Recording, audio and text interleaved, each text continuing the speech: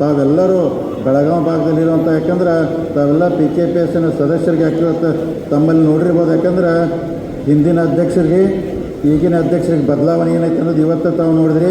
ಈ ಥರ ಯಾವತ್ತೂ DCC ಬ್ಯಾಂಕ್ ವಿಚಾರದಾಗ ಕರೆದು ತಮ್ಮ ಸಲಹೆ ಸೂಚನೆಗಳನ್ನ ಯಾವತ್ತೂ ಕೇಳ್ತಿರಕ್ಕಿಲ್ಲ. ಯಾಕಂದ್ರೆ ಕೇಳಕ್ಕೆ ಹಿಂದಿನವ್ರಿಗೆ ಟೈಮೇ ಇರೋಕ್ಕಿಲ್ಲ. ಯಾಕಂದ್ರೆ ಇವತ್ತೆಲ್ಲರ ತಮ್ಮ ಅಭಿಪ್ರಾಯ ತಮ್ಮ ವಿಚಾರನ ಎಲ್ಲರೂ ಒಬ್ಬರು ಯಾಕಂದ್ರೆ ಸಲಹೆ ಕೊಟ್ರಿಗೆ. ಯಾಕಂದ್ರೆ ಕಬ್ಬಿನ ಬಿಲ್ಲನ್ನು ತಾವು PKPS ಸೊಸೈಟಿ ಕೊಟ್ರಂದ್ರೆ PKPS ಸೊಸೈಟಿಗೂ ದೊಡ್ಡ ವ್ಯವಹಾರ ಆಗ್ತೈತಿಲ್ಲ, ಅಂದರೆ ಟರ್ನೋವರ್ ಜಾಸ್ತಿ ಸಿಗ್ತೈತೆ, ರೈತರಿಗೆ ಅನುಕೂಲ ಆಗ್ತೈತೆ, DCC ಬ್ಯಾಂಕಿಗೆ ಅನುಕೂಲ ಆಗ್ತೈತೆ. ನಮ್ಮ ಕಾಂಬ್ಳಿ ಅವ್ರು ಕೆಲವೊಂದು ಎಲ್ಲ ವಿಚಾರನ ಅವರು ಹೇಳಿದ್ರು ಅವ್ರು. ಯಾಕಂದ್ರೆ ಇನ್ನು ನಮ್ಮ ಶುಗರ್ ಫ್ಯಾಕ್ಟ್ರಿ MD ಆಗಿ ಕೆಲಸ ಮಾಡಿದ್ರು ಅವರು ಕೆಲವೊಂದೆಲ್ಲ ವಿಚಾರಣೆಗಳು, ಇನ್ನೂ ಕೆಲವೊಂದು ಮರಾಠಿ ಭಾಗದಲ್ಲಿರುವಂಥ ನಮ್ಮ ರೈತರು ಅವರು ಕೆಲವೊಂದೆಲ್ಲ ವಿಚಾರಣೆ ಇದೆ. ಇವನ್ನೆಲ್ಲ ಗಮನ ಒಂದೊಂದು ವಿನಂತಿ. ಯಾಕಂದರೆ ಇದು ಮುಗಿದ ನಂತರ ಅಣ್ಣಾಸಾಹೇಬ್ ಜೊಲ್ಲೆ ಅವರು ಎಲ್ಲ ವಿಚಾರನ ಬ್ಯಾಂಕಿನ ಹೊಸ ಯೋಜನೆಗಳನ್ನ ತಮ್ಮ ಮುಂದೆಲ್ಲ ಇರ್ತಾರೆ ಅವರು. ತಾವೆಲ್ಲರೂ ಯಾಕಂದರೆ ಬೆಳಗಾವಿ ತಾಲೂಕು 3 ಭಾಗದಲ್ಲಿ ಅಂದರೆ ಡಿವೈಡ್ ಆಗೈತೆ. ಅಂದರೆ ಒಂದು ಮರಾಠ ಬೆಲ್ಟ್ ಇದೆ, ಒಂದು ಕನ್ನಡ ಬೆಲ್ಟ್ ಇದೆ, ಒಂದು MK ಮಲ್ಟಿ ಬೆಲ್ಟ್ ಇದೆ. ಅಂದರೆ 3 ಬೆಲ್ಟ್ ಅಂದರೆ ಹಿಂಗಾಗಿದೆ. ಅದಕ್ಕೆ ತಾವೆಲ್ಲರಿಗೂ PKPS ಅವ್ರಿಗೆ ಒಂದು ವಿನಂತಿ ಮಾಡ್ಕೊತನು. ಯಾಕೆಂದರೆ ರಾಹುಲ್ ಜಾರಕಿಹೊಳಿ ಅವರು ಈ ಭಾಗದ ಅಂದರೆ ನಿರ್ದೇಶಕರಾಗಿದ್ದಾರೆ. ತಾವು ಯಾರು ಅಂದರೆ ಅಂಜಿಕೆ ಭಯ ಟೆನ್ಷನ್ ಒಟ್ಟೆ ಮಾಡ್ಕೊಬಾರ್ದು. ಏನಪ್ಪ ಜಾರಕಿಹೊಳಿ ಅವ್ರು ಡೈರೆಕ್ಟರ್ ಆದರು ಹೆಂಗೆ ಅಂತೇಳಿ ಭಾಳ ನಿಮ್ಮ ರಾಹುಲ್ ಜಾರಕಿಹೊಳಿ ಭಾಳ ಸಮಾಧಾನ ಅದಾರ ಅಂದರೆ ಯಾರಿಗೂ ಯಾಕಂತೇಳಿ ಮಾತಾಡಿದ್ರು ಅವ್ರು. ಅದಕ್ಕೆ ಅರುಣ್ ಪಾಟೀಲ್ ಅವ್ರಿಗೆಲ್ಲ ಹೇಳಿದ್ದೀನಿ, ನಮಗೆಲ್ಲ ಯಶೋಗ ನೀನೇ ಹೆಚ್ಚಿನೆಲ್ಲ ಸೊಸೈಟಿಗೆ ಸಂಪರ್ಕ ಐತಿ. ಮರಾಠಿ ಭಾಗ ಇರ್ಬೋದು, ಕನ್ನಡ ಭಾಗ ಇರ್ಬೋದು, MK ಮಡಿ ಭಾಗ ಇರ್ಬೋದು, ಎಲ್ಲನೂ ನೀವೆಲ್ಲ ಕುಂತ್ಕೇಶ್ ಮ್ಯಾನೇಜ್ ಮಾಡಿ ಏನೇ ಸಮಸ್ಯೆ ಬಂದರೂ ಯಾವುದೂ ಸೊಸೈಟಿ ಅವ್ರಿಗೆ ಸಣ್ಣ ಒಂದು ತ್ರಾಸ ಆಗಿರ್ಬೋದು.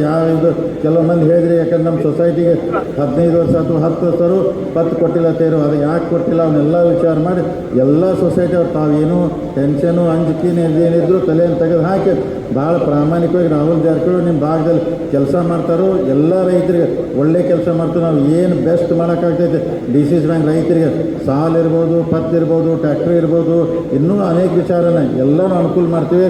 ನಮ್ಮ ಅಧ್ಯಕ್ಷರು ಎಲ್ಲ ವಿಚಾರ ನೇತರು ಮಾನ್ಯ ಚಂದ್ರರಾಜ್ ಹಟ್ಟಿಹೊಳಿಯವರು ಭಾಳ ವಿಚಾರನ ತಮ್ಮ ಮುಂದೆಲ್ಲ ಹೇಳಿದರು. ಮುಂದಿನ ದಿನಮಾನದಲ್ಲಿ DCC ಬ್ಯಾಂಕ್ ಭಾಳ ಉನ್ನತ ಮಟ್ಟಕ್ಕೆ ಹೋಗಿ ಬೆಳಿತೈತಿ. ಯಾಕಂದ್ರೆ ಭಾಳ ಉನ್ನತ ಮಟ್ಟಕ್ಕೆ ಹೋಗಿ ಬೆಳಿತೈತಿ.